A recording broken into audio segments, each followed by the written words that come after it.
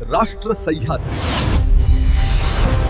आवाज जनतेचा, प्रयत्न जनहिताचा।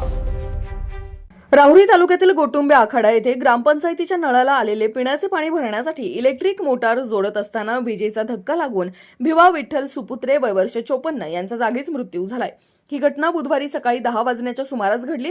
त्यांना राहुरी ग्रामीण रुग्णालयात नेण्यात आले, मात्र डॉक्टरांनी मृत घोषित केले।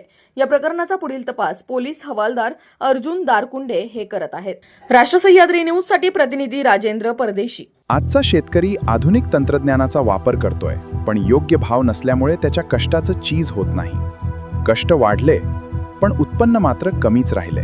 म्हणूनच गरज होती अशा एका व्यासपीठाची, जे शेतकऱ्यांना एकत्र आणेल, उत्पादन वाढवेल आणि त्यांच्या मालाला योग्य बाजारपेठ उपलब्ध करून देईल। याच ध्येयातून जन्म झाला महाऊर्जा फार्मर प्रोड्युसर कंपनी लिमिटेडचा।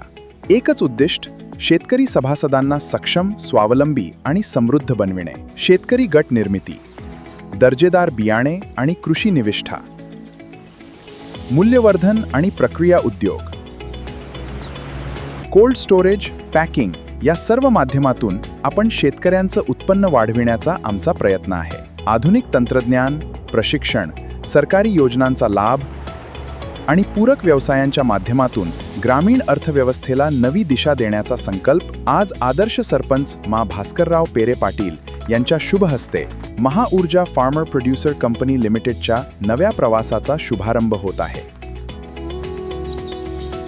कृषी सेवा हीच ईश्वर सेवा।